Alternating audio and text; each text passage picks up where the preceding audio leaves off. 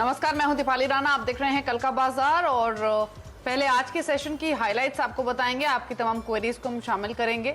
आज हफ्ते का पहला सेशन जब बाजार में शानदार रिकवरी आते हुए दिखी और निफ्टी 14,500 के नजदीक बंद हुआ। बैंक निफ्टी में भी शानदार मोमेंटम था। आज के सेशन में सबसे ज्यादा सपोर्ट इनफैक्ट प्राइवेट बैंकों की ओर से आता हुआ दिखा। एक समय में इंट्राडे में 700 अंकों से ज्यादा की तेजी निफ्टी बैंक में देखने को मिली और आखिर में करीब 500 अंकों की तेजी के साथ निफ्टी बैंक की हुई है क्लोजिंग। इसके अलावा आज हमने मेटल स्टॉक्स में काफी अच्छी स्ट्रेंथ देखी। मेटल स्टॉक्स इनफैक्ट पिछले हफ्ते भी काफी अच्छी तेजी दिखा रहे थे, वही रुझान आज भी देखने को मिला। सीमेंट स्टॉक्स में खरीदारी का मूड बना हुआ था, यहाँ हमने काफी अच्छी तेजी आते हुए देखी। तो ये कुछ पॉकेट्स थी जहां पर तेजी रही। हालांकि अगर आप इंडेक्स वाइज देखेंगे तो फार्मा को छोड़कर ज्यादातर जो इंडेक्स हैं वो तेजी के साथ ही हुए हैं बंद। अब देखते हैं आज के सेशन में संस्थागत निवेशकों ने क्या किया है। एफआईज की ओर से कैश मार्केट में 1111 करोड़ की बिकवाली हुई है और डीआईज ने 1022 करोड़ की है खरीदारी। तो ये है कैश मार्केट के आंकड़े आज के सेशन के। हमारे साथ मानस जायसवाल मौजूद हैं, टेक्निकल एनालिस्ट हैं manasjaiswal.com से। मानस नमस्कार, स्वागत है आपका। पहले तो इंडेक्स वाइज यहाँ पे कमेंट चाहिए। शुरुआत तो अच्छी हुई इस हफ्ते की, अब कल के लिए क्या स्ट्रैटेजी है इंडेक्स वाइज? दीपाली जी देखिए, जब तक 20 डे 50 डे मूविंग एवरेज का जो हर्डल है निफ्टी उसको क्रॉस करके उसके ऊपर की क्लोजिंग नहीं देता, मैं नहीं समझता कि एग्रेसिव होकर लॉन्ग पोजीशन बनाना है। और वो स्तर है 14,600 का। तो जब निफ्टी 14,600 के ऊपर सस्टेन करे, उसके ऊपर की क्लोजिंग दे, तभी आपको एग्रेसिव होकर लॉन्ग पोजीशन निफ्टी में बनानी है। हालांकि नीचे की तरफ देखेंगे तो नीचे की तरफ काफी स्ट्रॉन्ग सपोर्ट 14,200 और 14,150 की रेंज में लगता है। तो एक रेंज बाउंड मार्केट है जिसमें आपको स्टॉक स्पेसिफिक अपॉर्चुनिटीज मिलती रहेंगी। तो बेटर आइडिया तो ये है कि आप इंडेक्स को छोड़ें और स्टॉक पे ध्यान दें जहां पर आपको मूवमेंट मिलता है। दोनों साइड पे मूवमेंट मिल रहा है, शॉर्ट साइड पे भी और लॉन्ग साइड पे भी, तो वहां पर आपका फोकस होना चाहिए। ठीक है, तो इंडेक्स पर ध्यान ना देकर स्टॉक स्पेसिफिक अप्रोच रखिए। लेकिन अब हर कोई ये जानना चाहता है कि अपनी एग्जिस्टिंग इन्वेस्टमेंट्स को लेकर क्या स्ट्रैटेजी होनी चाहिए। तो अगर आपके पास कोई भी क्वेश्चन है, ये शो फेसबुक ट्विटर पर लाइव भी है, तो आप वहां पर अपने सवाल हमें भेज सकते हैं। कोशिश करेंगे मैक्सिमम क्वेरीज को अगले 20-25 मिनट में इस शो में शामिल करने की। पहले कॉलर हमारे साथ मौजूद भी हैं फोन लाइन पर, मोहम्मद मुदस्सिर हैं महाराष्ट्र से। मुदस्सिर जी नमस्कार, स्वागत है आपका। उम्मीद करते हैं आप, आपके लव्ड वंस सब सही हो। स्टॉक्स बताइए कौन से आपके पोर्टफोलियो में? हाँ मैडम, मेरे पोर्टफोलियो में जो है तो अंबुजा सीमेंट है, बर्गर किंग है और अडानी पोर्ट है। तो मैडम अंबुजा जो है तो मेरे पास में 315 में लिया हुआ है और किंग जो है तो 135 में लिया हुआ है। ठीक है, दोनों पर राय ले लेते हैं क्योंकि अंबुजा सीमेंट 315 की आपकी बाइंग है और आपने बर्गर किंग बताया 135 की। तो बताइए मानस, दोनों शेयर्स पर क्या सजेशन रहेगा आपका? देखिए, अंबुजा में तो कोई प्रॉब्लम नहीं लगती है। पिछले मंथ हमने एक लॉन्ग टर्म चार्ट पे एक ब्रेकआउट देखा।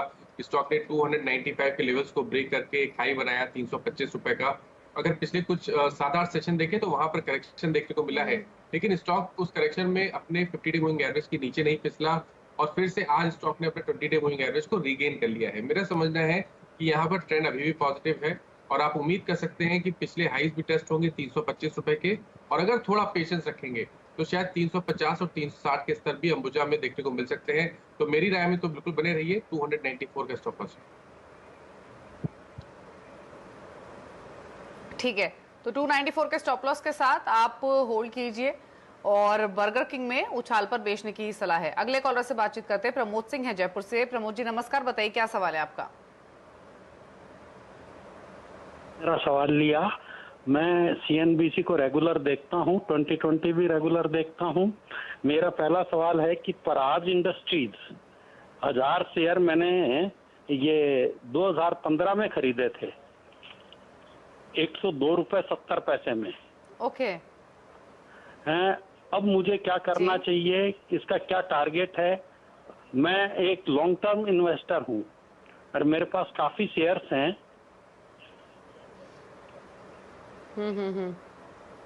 जी, तो प्राज इंडस्ट्रीज पर आपको राय दिलवा देते हैं और कांग्रेचुलेशंस आपको प्रमोद जी। देखिए, आप लॉन्ग टर्म इन्वेस्टर हैं और इस लॉन्ग टर्म इन्वेस्टिंग ने आपको फायदा भी पहुंचाया है क्योंकि स्टॉक डबल से ज्यादा बढ़ चुका है। बताइए मानस, क्या करना है इनको? मुनाफा लेना है यहाँ पर या फिर रखनी है ये पोजीशन अभी भी? आज तो इनफैक्ट काफी स्ट्रॉन्ग ट्रैक्शन था स्टॉक पे। बिल्कुल, देखिए पोजीशन तो बना के रखनी है क्योंकि अगर आप पिछले 3-4 मंथ देखें तो प्राज ने काफी बढ़िया रिटर्न्स दिए हैं। मेरे ख्याल से 100 रुपए से 240 तक के स्तर देखने को मिल गए हैं और अभी भी चार्ट पे तो स्टॉक अभी भी काफी स्ट्रांग लगता है। जो लॉन्ग टर्म चार्ट पे हमने ब्रेकआउट देखा है पिछले मंथ, उसके टारगेट करीब 300 रुपए तक के आते हैं। तो मेरी राय में तो बिल्कुल बने रह सकते हैं, 300 रुपए के टारगेट सेट करें, लेकिन अपने प्रॉफिट को प्रोटेक्ट करने की जरूरत जरूर है। तो स्टॉप लॉस जरूर लगाएं। तो जो स्टॉप लॉस रहेगा वो 209 रुपए का रहेगा, पोजीशन में बने रहें और 300 रुपए के टारगेट सेट करें। तो 300 तक के टारगेट एक्सपेक्टेड है, स्टॉप लॉस एक जरूर मेंटेन कीजिए, ये एक वाइज स्ट्रैटेजी भी है। अगला सवाल हमें भेजा है व्हाट्सएप के जरिए राजन श्रीवास्तव ने बस्ती से। आईआरसीटीसी पर सवाल है इनका। मानस अच्छे लेवल्स पर इन्होंने एंट्री लिए, 1365 1700 के आसपास स्टॉक फिलहाल कारोबार कर रहा है, क्या करना है इनको इस पोजीशन में? अच्छे स्तर पे इन्होंने खरीदारी की है और अभी कुछ दिन पहले स्टॉक ने करेक्शन दिखाने के बाद फाइनली स्टॉक ने 100 डे मूविंग एवरेज पे सपोर्ट लिया और 4-5 दिनों से अगर आप देखेंगे तो वहां पर अच्छा खासा बाइंग इंटरेस्ट देखने को मिल रहा है। मेरे हिसाब से तो बने रहने की जरूरत है। ऊपर वापस हमें 2000 के स्तर देखने को मिल सकते हैं और लोअर साइड में देखिए तो 1550 एक स्ट्रॉन्ग सपोर्ट है। तो 1550 के स्टॉप लॉस रखिए और 2000-2050 के टारगेट सेट करिए। होल्ड करने की सलाह है 2000 प्लस के टारगेट्स के लिए। अगले कॉलर अमोल है हमारे साथ फोन लाइन पर, पुणे से। माफ कीजिए फोन लाइन पर नहीं है, इन्होंने डिटेल्स हमें व्हाट्सएप के जरिए भेजी हैं। कैडिला हेल्थकेयर पर इनका सवाल है, 100 स्टॉक्स 584 इनका बाइंग प्राइस है, इनके भाव के आसपास से फिलहाल ये स्टॉक कारोबार करते हुए, क्या सजेशन रहेगा मानस कैडिला में? देखिए रिसेंटली अपनी काफी बढ़िया रैली देखी, 425 रुपए से 600 रुपए तक के स्तर देखने को मिल गए। आज एक करेक्शन हाई लेवल पे देखने को मिला और शायद थोड़ा सा करेक्शन डीप भी हो सकता है, लेकिन मेरा समझना ये है कि यहाँ पर जो अंडरटोन है वो काफी बुलिश और कभी भी कोई भी गिरावट कैडिला में देखने को मिले तो वो बढ़िया बाइंग अपॉर्चुनिटी रहेगी, क्योंकि जो लॉन्ग टर्म चार्ट्स हैं वहां पर ऑलरेडी एक ब्रेकआउट आ चुका है जिसके टारगेट 710 से लेकर 750 की रेंज में आते हैं। तो कभी कोई गिरावट मिले तो आप बिल्कुल खरीदारी कर सकते हैं। फिलहाल के लिए जो उनके पास पोजीशन है उसमें बने रहें और 535 रुपए के स्टॉप लॉस रखें। ठीक है, महेश हमारे साथ फोन लाइन पर नासिक से। महेश जी नमस्कार, बताइए क्या सवाल है आपका? हाँ मैडम, डायमंड केमिकल और एम फाइनेंस के बारे में पूछना। मेरे पास डायमंड केमिकल के 100 किस भाव पर लिया हुआ है आपने? 443 रुपीज से 120 शेयर से। ओके। एंड एम फाइनेंस 206 से 85 शेयर से। ओके, तो पूछ लेते हैं, आपने पहला स्टॉक कौन सा बताया? Dynamic solutions? नहीं, diamond chemical, diamond SQ. Okay, low volume category का ये स्टॉक है जिसका आपने जिक्र किया। पहले तो एमएनएम फाइनेंशियल पर आए लेते हैं मानस से। मानस क्या करना है एमएनएम फाइनेंशियल में? फाइनेंस के साथ प्रॉब्लम ये है कि स्टॉक ने आज अपना 200 डे मूविंग एवरेज नीचे की तरफ ब्रेक कर दिया। करीब 6-7 दिनों से वहां पर सपोर्ट ले रहा था, लेकिन आज का जो क्लोजिंग है वो अच्छा नहीं है। वो 200 दिनों की मूविंग एवरेज के नीचे है और वहां पर वॉल्यूम भी देखने को मिले हैं। तो मेरी राय में कभी भी कोई उछाल मिले तो एमएनएम फाइनेंस से निकले और अब खरीदारी आपको तभी करनी है जब स्टॉक 183 के ऊपर की क्लोजिंग दे। और आप देखिए नंबर्स के बाद इसमें काफी तेज गिरावट आज के सेशन में हमने हावी होते हुए देखी इस स्टॉक में। और यहाँ पर राय आपके लिए ये कि कोई भी उछाल अगर आपको देखने मिले तो आप यहाँ से निकलने की ही कोशिश कीजिए, ये सजेशन है। जो दूसरा स्टॉक इन्होंने बताया उसको ढूंढने की कोशिश करते हैं, मैं ठीक से समझ नहीं पाई, तब तक एक सवाल ले लेते हैं हम। और अगला सवाल है हमारे पास फोन लाइन पर हमारे साथ आमिर पटेल है अहमदाबाद से। आमिर नमस्कार, बताइए क्या सवाल है आपका? इनफैक्ट व्हाट्सएप के जरिए इन्होंने डिटेल्स भेजी हैं। धनलक्ष्मी बैंक 2000 शेयर 17 रुपए 10 पैसे की इनकी बाइंग है। मानस बताइए क्या करना है धनलक्ष्मी बैंक में? धनलक्ष्मी बैंक में क्योंकि देखिए जब अंडर परफॉर्मेंस इतने बड़े लेवल पे देखने को मिल रहा हो, जहां पर ज्यादातर स्टॉक ने एक बढ़िया रैली पिछले करीब साल भर में दिखाई है और धनलक्ष्मी बैंक के चार्ट देखेंगे तो वहां पर आपको कोई बेहतर रिटर्न्स नहीं दिखेंगे। जरूर एक लोअर लेवल से बाउंस बैक दिया है, लेकिन वहां पर हाई लेवल पे सेलिंग प्रेशर भी देखने को मिल रहा है। मेरे हिसाब से धनलक्ष्मी बैंक से निकले और जो बेहतर बैंकिंग स्टॉक्स हैं जैसे आईसीआईसीआई बैंक है, एक्सिस बैंक और या तो पीएसयू बैंक की तरफ अगर देखें तो स्टेट बैंक ऑफ इंडिया है, वहां पर निवेश करने की सलाह रहेगी। छोटे बैंक में आप फेडरल बैंक को भी देख सकते हैं, आईडीएफसी फर्स्ट बैंक को भी देख सकते हैं, लेकिन धनलक्ष्मी बैंक से निकलने की सलाह रहेगी। ठीक है, तो धनलक्ष्मी बैंक से एग्जिट करने की सलाह है, ये सजेशन है आपके लिए। अगले कॉलर से बातचीत करते हैं। योगेश है हमारे साथ फोन लाइन पर और ये बातचीत कर रहे हैं। योगेश नमस्कार, बताइए क्या सवाल है आपका? नमस्कार मैडम, मैंने 3 शेयर लिए हुए हैं, Biocon, all cargo logistics and advance enzyme. Hello, किन्हीं 2 स्टॉक्स पर आपको राय दिलवा देंगे, और भी क्वेरीज हैं हमारे पास। योगेश जी, 2 स्टॉक्स बताइए, किस पर राय लेना चाहते हैं? बायोकॉन लिया हुआ है मैडम, मैंने सितंबर 2020 में 440 के रेट पे 500 शेयर लिए हुए हैं। ओके, और दूसरा स्टॉक? दूसरा ऑल कार्गो लॉजिस्टिक है, ये जनवरी में लिया था, 142 में 900 शेयर्स लिए थे। ठीक है, मानस बायोकॉन 440 की बाइंग है, ऑल कार्गो लॉजिस्टिक्स 140 के आसपास की बाइंग है, दोनों में क्या करना है? उनमें प्रॉब्लम ये है कि जब जितने फार्मा स्टॉक्स है वो परफॉर्म कर रहे हैं, एक स्ट्रांग मूव देखने को मिल रहा है, लेकिन बायोकॉन में देखिए तो कंसोलिडेशन देखने को मिल रहा है। और पॉइंट ये है कि 200 दिनों की मूविंग एवरेज के नीचे स्टॉक ट्रेड कर रहा है। मेरे हिसाब से तो बेहतर फार्मा स्टॉक में स्विच कर जाए, जैसे कैडिला है, सिप्ला है, वहां पर अभी भी स्ट्रेंथ दिखती है चार्ट्स पे, तो बायोकॉन से निकल के वहां पर निवेश करना बेहतर आइडिया रहेगा। दूसरा स्टॉक इन्होंने ऑल कार्गो लॉजिस्टिक बताया। देखिए, स्टॉक करेक्शन के बाद अपने 200 दिनों की मूविंग एवरेज के आसपास ट्रेड कर रहा है, जो कि मेरे ख्याल से 120 रुपए के आसपास है। चार्ट पे चार्ट अच्छे नहीं लगते हैं, इसलिए स्टिक स्टॉप लॉस रखे 120 रुपए का। अगर उसके नीचे फिसले तो अपनी पोजीशन से निकल जाए। ठीक है, मनु है अगले कॉलर हमारे साथ मेरठ से। मनु नमस्कार, बताइए क्या सवाल है आपका? नमस्कार मैम, गुड इवनिंग मैम। मैंने 1 महीने पहले आईसीआई बैंक के शेयर 100 शेयर्स परचेज किए हैं 581 के रुपीज से। तो अभी इसमें कब पूछ तक लेते हैं, इनका और माहौल काफी और स्ट्रॉन्ग देखा जा नंबर्स आए हैं सकता है। आईसीआईसीआई। ठीक है, मानस बताइए, इनको शॉर्ट लॉन्ग दोनों ही पर्सपेक्टिव से बताइए, अगर ये रखना चाहे लॉन्ग टर्म भी। हालांकि नंबर्स के बाद तो हाउसेज ने स्टॉक को अपग्रेड किया है, 700 प्लस तक के टारगेट्स की बात हो रही है। इनके लिए क्या सजेशन है? देखिए, सजेशन इनके लिए यह है कि आईसीआईसीआई बैंक में तो बिल्कुल बने रहें, क्योंकि अगर आप प्राइवेट बैंकिंग के सब चार्ट्स देखेंगे तो मेरे ख्याल से सबसे बेहतरीन स्टॉक का स्ट्रक्चर जो है वो आईसीआईसीआई बैंक का ही दिखता है long term, medium to long term के लिहाज से। और ऑलरेडी हमने करेक्शन देख लिया है, और अब शायद इस करेक्शन के बाद रैली ऑलरेडी रिज्यूम हो चुकी है। मेरे हिसाब से थोड़ा सा अगर मीडियम टर्म का आउटलुक होगा तो 700-710 तक के स्तर आपको देखने को मिल सकते हैं। तो आईसीआईसीआई बैंक में बने रहें और 564 का स्टॉप लॉस रखें। चलिए, कुछ सवाल फेसबुक से भी ले लेते हैं। ढेर सारी क्वेरीज हमें फेसबुक पर भी इस वक्त आ रही हैं, और एक सवाल लेते हैं। विद्या पांडे शर्मा ने सवाल भेजा है, स्नोमैन लॉजिस्टिक्स 60 रुपीज की बाइंग है, 1000 शेयर्स हैं। और एक सवाल हमें स्नोमैन लॉजिस्टिक्स पर व्हाट्सएप पर भी आया है सुनीता मल्होत्रा का, इनके पास 70 की बाइंग है। तो 2 क्वेरीज है सेम स्टॉक पर। मानस, स्नोमैन लॉजिस्टिक्स दोनों ही पोजीशंस नुकसान में है, क्या करना चाहिए? अब मैं समझता हूँ बने रहना चाहिए। पिछले अगर 2-3 मंथ पे आप देखिए दीपाली जी, तो स्टॉक लगातार अपने 200 दिनों के मूविंग एवरेज पे सपोर्ट ले रहा है, और इस बार तो लोअर लेवल पे बाइंग इंटरेस्ट भी देखने को मिला। मेरे हिसाब से हमें वापस 70 रुपए 75 रुपए तक के स्तर देखने को मिल सकते हैं। तो 44 रुपए का स्टॉप लॉस रखिए और बने रहिए इस मोमेंट।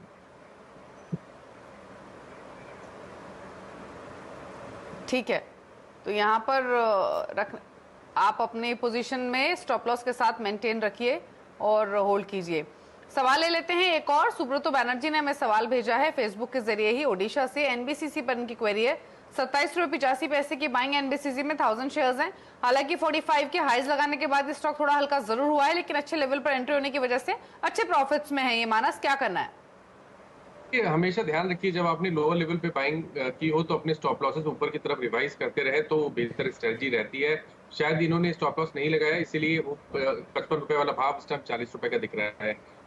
मैं इनको सजेस्ट करूंगा कि अपनी पोजीशन में 37 रुपए का स्टॉप लॉस आप जरूर रखें। 37 के नीचे जाए तो अपनी पोजीशन से निकल जाए। हालांकि अभी भी ट्रेंड जो है medium to long term chart पे वो अभी भी अच्छा लगता है, और उम्मीद की जा सकती है कि 50-55 रुपए के स्तर वापस देखने को मिलेंगे। ठीक है, और सवाल ले लेते हैं फेसबुक के जरिए ही। और जो सवाल आया है वो ग्लेनमार्क फार्मा पर आया है। विमलेश मिश्रा ने सवाल भेजा है, 569 की बाइंग है ग्लेनमार्क फार्मा में। मानस, 51 शेयर्स हैं, क्या करें?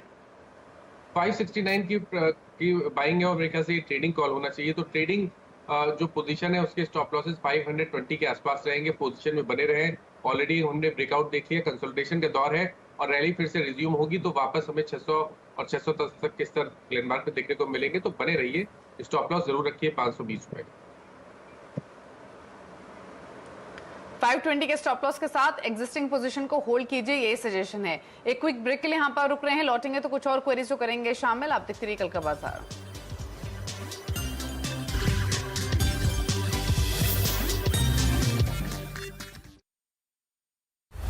PG InvIT, India's first InvIT sponsored by a Maharatna PSU. Assets with track record of high availability.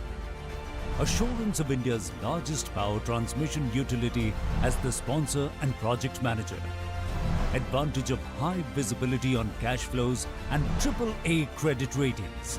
PG InvIT, the power of 3 A's. Good morning दीदी, आज का प्लान क्या है? पुरानी गहनी एक्सचेंज करनी है। कल्याण ज्वेलर्स चलते हैं। कल्याण में अपने पुराने गहनों की प्योरिटी कैरेट मीटर में अपनी आंखों से देखकर समझ सकते हैं। Fully transparent. यही है कल्याण की असली पहचान, शुद्धता, सच्चाई और पारदर्शिता, और यही पहचान है कल्याण का भरोसा। बिग बाजार लाया है 2 hour होम डिलीवरी। ग्रोसरी हो या फैशन, इलेक्ट्रॉनिक्स या फर्निशिंग, घर बैठे ऑर्डर कीजिए जरूरत का हर सामान। बिग बाजार। Immense alkaline batteries are leak resistant and environment friendly too, as they leave no carbon footprint. जब भी बात हो बैटरी की तो नॉर्मल बैटरी नहीं, use Immense alkaline battery. Immense, the heavenly power. बाजार शुरू होने से पहले कीजिए मुनाफे की तैयारी। जो सेक्टर लीडर्स हैं छोटी स्पेस में, वहां पर आपको शानदार तेजी आती हुई दिख रही है। जानिए सेंसेक्स और निफ्टी की कैसी होगी चाल। पहला टफ जोन होगा वो है 717। और कौन से स्टॉक्स आपको बनाएंगे मालामाल। जहां पर भी एक हल्का सा लाल निशान आता हुआ दिखे, उसको खरीद के जाएं।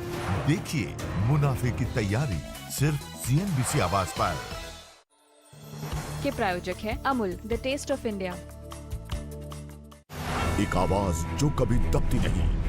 ये वो चैनल नहीं है जहां आप शोर मचा के आप डिबेट करें। एक आवाज जो सामने लाती है असली मुद्दे। ये जो आंदोलन है, ये किसान आंदोलन है, ये राजनीतिक आंदोलन है। एक आवाज जो सिर्फ देश को रखे आगे। क्या पेट्रोल डीजल पे लगने वाली ड्यूटी घटेगी? दाम घटेंगे कि नहीं घटेंगे? बहस के शोर से अलग देश की सबसे असरदार बहस देखिए आवाज अड्डा, सिर्फ CNBC आवाज पर। के प्रायोजक हैं निपॉन लाइफ।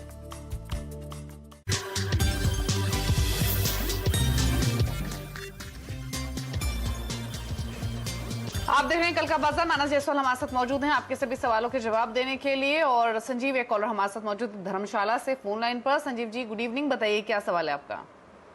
मैडम मेरा मानस जी से सवाल है। मैंने बैंक ऑफ बड़ौदा के 1000 क्वांटिटी दी है एट द रेट ऑफ 64। तो अभी ये 200 डे मूविंग एवरेज के आसपास ही ट्रेड कर रहा है। तो मैं ये जानना चाहता हूँ कि अभी एवरेज भी करना है, नीचे जाता है स्टॉक तो पूछ लेते हैं। मानस बताइए, 64 की बाइंग है बैंक ऑफ बड़ौदा में, जानना चाहते हैं नीचे और गिरने की पॉसिबिलिटी कितनी है? एवरेज करें, क्या करें एग्जैक्टली ओवरऑल इस एग्जिस्टिंग पोजीशन को लेकर? देखिए मैं इनको सजेस्ट करूंगा कि कभी बाउंस बैक मिले तो वहां से निकले, क्योंकि 200 दिनों का मूविंग एवरेज ऑलरेडी ब्रेक हो गया है। पैटर्न नेगेटिव है क्योंकि लोअर टॉप लोअर बॉटम्स दिख रहे हैं। एक बाउंस बैक मिलेगा, शायद 66 रुपीज के स्तर देखने को मिले तो वहां पर निकलने की सलाह रहेगी। और अब खरीदारी आपको तब करनी है जब 71 रुपीज के ऊपर की क्लोजिंग आए। ओके, तो खरीदारी नीचे नहीं बल्कि ऊपर जाने पर करनी है। 71 के लेवल्स पर ध्यान दीजिए। फेसबुक के जरिए नवीन मेहरा ने एक सवाल भेजा। आदित्य बिरला कैपिटल पर 129 पर शेयर के प्राइस पर 200 शेयर्स उन्होंने किए हुए, जानना चाहते हैं क्या करें, बताइए मानस। कैपिटल की जहां तक बात है, कंसोलिडेशन का समय देखने को मिल रहा है। नेगेटिव चीज ये है कि जो उसने 50 डे मूविंग एवरेज है उसको ब्रीच किया है आज। शायद करेक्शन थोड़ा सा और बढ़ेगा, 105 रुपए तक के स्तर देखने को मिलेंगे। लेकिन अगर पेशेंस रखेंगे और लंबे समय का निवेश अगर है तो मैं समझता हूँ इस करेक्शन पे खरीदारी करने के मौके हैं। 90 रुपीज एक स्ट्रॉन्ग सपोर्ट है और जो मीडियम टर्म के टारगेट्स हैं वो करीब करीब 140 रुपए के आते हैं। ओके, HDFC लाइफ पर एक सवाल हमें मिला है दीपक पटेल का फेसबुक पर ही। 510 की बाइंग है, काफी अच्छे लेवल्स पे इन्होंने एंट्री ली। 700 रुपए के ऊपर ये स्टॉक हुआ है बंद। मुनाफा लेना है या फिर रखना है ये स्टॉक? नहीं, बिल्कुल बने रहना है। देखिए long term, medium term, short term किसी भी तरीके से आप एचडीएफसी लाइफ के चार्ट देखेंगे तो वो बेहतरीन लगते हैं। स्टॉक ने अभी रिसेंटली बॉटम बनाया है 660 का और आज के पैटर्न को देख के लगता है कि शायद 740 और 750 के स्तर वापस देखने को मिलेंगे। तो बने रहिए एचडीएफसी लाइफ में और अपने स्टॉप लॉस 690 रुपए के नीचे रखिए। ठीक है, तो यहाँ पर होल्ड करने की सराय 690 के आसपास अपना स्टॉप लॉस रखिए। रामविलास ने एक सवाल भेजा है फेसबुक के जरिए। सवाल है इनका, रामको सिस्टम्स पर 117 शेयर्स हैं इनके पास, बाइंग है 610 की। तो मानस रामको सिस्टम्स देखकर बताइए क्या करना है इनको 610 के बाइंग प्राइस के हिसाब से। देखिए मैं इनको बोलूंगा कि पहले तो 200 दिनों के मूविंग एवरेज के नीचे अपना स्टॉप लॉस रखें जो कि 460 है, तो 460 रुपए के नीचे स्टॉप लॉस रखें। बने रहे पोजीशन में क्योंकि ऐसा लग रहा है कि शायद करेक्शन कंप्लीट अगर यहाँ पर होगा तो फिर से रैली रिज्यूम होगी और वापस हमें 650 और 700 रुपए के स्तर देखने को मिलेंगे। तो बने रहिए लेकिन 450 के नीचे स्टॉप लॉस जरूर रखिए। ठीक है, ठीक है, तो ये सजेशन है आपके लिए। अभिषेक शर्मा ने एक सवाल भेजा है ट्विटर पर, प्रॉक्टर एंड गैम्बल पर इनका सवाल है 13,000 की इनकी बाइंग है, जानना चाहते हैं क्या करें। तो मानस एक ऐसा स्टॉक जो कि सिर्फ इन्वेस्टमेंट कैटेगरी का ही है और कम चर्चा आमतौर पर स्टॉक की होती है, एमएनसी है, क्या करना है 13,000 के बाइंग प्राइस के हिसाब से। माफ करिएगा मैं चार्ट नहीं देख पा रहा हूँ दीपाली जी इसके। ठीक है, कोई बात नहीं, दूसरा स्टॉक ले लेते हैं। एक सवाल रिकी खन्ना ने भेजा है, वेदांता पर इनका सवाल है 237 के लेवल पर इन्होंने बाय किया हुआ है, जानना चाहते हैं क्या करें। तो वेदांता पर बताइए क्या कमेंट्स हैं। वेदांता पूरे मेटल क्षेत्र में बेहतरीन चार्ट्स लगते हैं, हर गिरावट पे खरीदारी देखने को मिल रही है। वेदांता के चार्ट्स बेहतरीन लगते हैं। एक्सक्यूज मी, 224 रुपए के स्टॉप लॉस से बने रहना चाहिए वेदांता में। मैं उम्मीद करता हूं कि शायद वापस जो पिछला हाई था वो ब्रेक होगा और 255 के स्तर देखने को मिलेंगे। तो वेदांता में बने रहें और 223 रुपए के स्टॉप लॉस रखें। तो लेवल्स आपको बताए गए हैं, उस पर आप नजर रखिए और होल्ड कीजिए अपनी पोजीशन को। कुछ और सवाल लेते हैं। सवाल हमें मिला है सिद्धेश रौत का, बजाज ऑटो पर इन्होंने फेसबुक के जरिए सवाल भेजा है, 8 शेयर्स 4000 की बाइंग। आज मोमेंटम तो काफी स्ट्रॉन्ग था बजाज ऑटो में, बट कंसीडरिंग 4000 का इनका बाइंग प्राइस है, मानस क्या करना है।